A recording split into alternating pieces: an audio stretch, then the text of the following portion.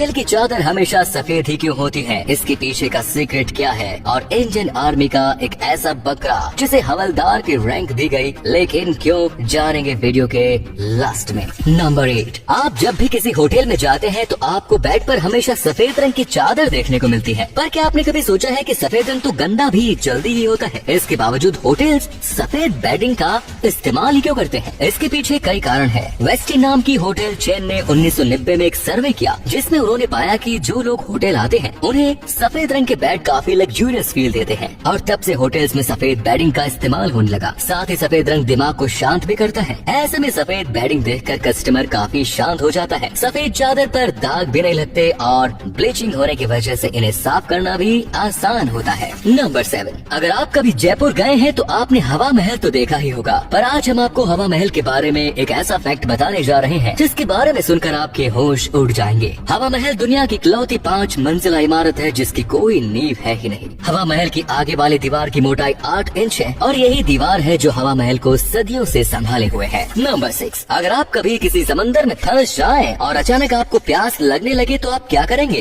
तो आप में से ज्यादातर लोग कहेंगे कि समंदर का पानी पी ले, पर समंदर के पानी में नमक काफी ज्यादा होता है, जिसकी वजह से इसका पानी आपको डिहाइड्रेट कर देगा और ऐसे में आपका बच पाना काफी मुश्किल हो जाएगा। पर अगर आप समंदर में बर्फ ढूंढने में कामयाब रहे तो हो सकता है कि आपकी जान बच जाए। समंदर के पानी में जमी बर्फ में समंदर के पानी के मुकाबले 10 गुना कम नमक होता है, क्योंकि पानी में ज्यादा नमक पानी को जमने नहीं देता। ऐसे में बर्फ आपकी प्यास तो बुझा देगी, साथ ही आपको डिहाइड्रेट होने से भी बचाएगी। नंबर 5, पाकिस्तान के बारे में आपने काफी कुछ सुना होगा और पढ़ा होगा, तो अब अगर मैं आपसे पूछूं कि पाकिस्तान का नेशनल एनिमल कौन सा है, तो इसका जवाब आप में से ज्यादातर लोगों के पास नहीं होगा। पाकिस्तान के नेशनल एनिमल का नाम है मारखोर। मारखोर एक जंगली बकरा होता है जिसके नाम का मतलब होता है सांप खाने वाला। मारखोर सेंट्रल एशिया, काराकोरम और हिमालयन इलाकों में देखने को मिलता है, जिन्हें 2015 में लुप्त हो रही प्रजातियों में शामिल किया गया। नंबर 4, इंडियन ड्राइविंग लाइसेंस का तो आप इंडिया में तो इस्तेमाल करते ही हैं, पर क्या कभी आपने सोचा है कि इंडियन ड्राइविंग लाइसेंस को आप और कौन से देश में इस्तेमाल कर सकते हैं? आपको जानकर हैरानी होगी कि इंडियन ड्राइविंग लाइसेंस को अपने देश के अलावा 21 और दूसरे देशों में भी इस्तेमाल किया जा सकता है। इस लिस्ट में आप उन 21 देशों का नाम देख सकते हैं जिनमें आप इंडियन ड्राइविंग लाइसेंस का इस्तेमाल कर सकते हैं। इसमें यूएसए, ऑस्ट्रेलिया, साउथ अफ्रीका और न्यूजीलैंड जैसे बड़े देश भी हैं। शर्त इतनी है कि इन देशों में इंडियन ड्राइविंग लाइसेंस का इस्तेमाल करने के लिए उसमें दी गई डिटेल्स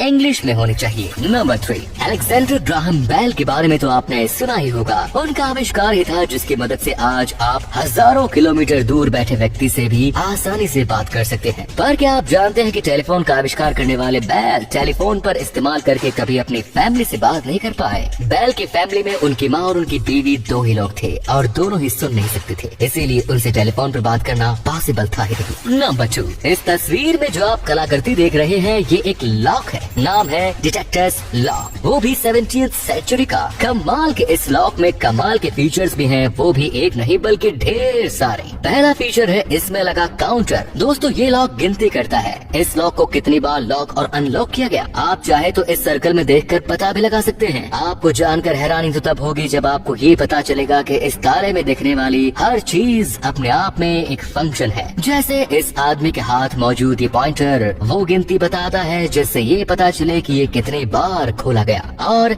इसका लेफ्ट शू जिसे ऊपर करके ही आपको चाबी का होल दिखाई देगा। वह इस लॉक को लॉक करने का फीचर भी कमाल का है, जो इस आदमी की हेड को उठाते ही लग जाता है। इंग्लैंड के मशहूर इंजीनियर जॉन विकीज ने इसे साल 1680 में बनाया था, जो इस समय विक्टोरिया एंड अल्बर्ट म्यूजियम में रखा हुआ है। एंड लास्ट नंबर 1, क्या आपको पता है कि इंडियन आर्मी में एक हवलदार है जिसका नाम है मस्ताना, और ये मस्ताना सा नाम इस बकरे का है। आप यही सोच रहे हैं ना, एक बकरा वो भी हवलदार और वो भी भारतीय सेना का। जी हाँ, आपने सही सुना, ये कोई मामूली बकरा नहीं बल्कि बेहद अनोखा है, जिसके पीछे की कहानी और भी अनोखी है। तो हुआ यूं कि साल 1965 में इंडिया पाक जंग के दौरान भारतीय सेना की एक टुकड़ी लैंड माइंस में जा फंसी। जमीन के नीचे बारूद था और सेना को ये रास्ता हर हाल में पार पार करना था, जिंदा या मुर्दा। तो तभी सभी जवानों ने भगवान से प्रार्थना की और भगवान ने इनकी प्रार्थना सुन भी ली, एक बकरे को भेजकर। जी हाँ, जो अचानक ही कहीं से इनके सामने आ गया और बिना किसी ब्लास्ट के इस माइन को पार कर गया। बस फिर क्या था, सेना की टुकड़ी ने इसके कदमों की नकल कर ली और उनकी जान बच गई। तब से इसका नाम रखा गया मस्ताना, जिसे भारतीय सेना में हवलदार का दर्जा भी दिया गया। हालांकि अभी असली मस्ताना तो इस दुनिया में नहीं है, लेकिन मस्ताना हवलदार के पोस्ट पर भर्ती आज भी होती है।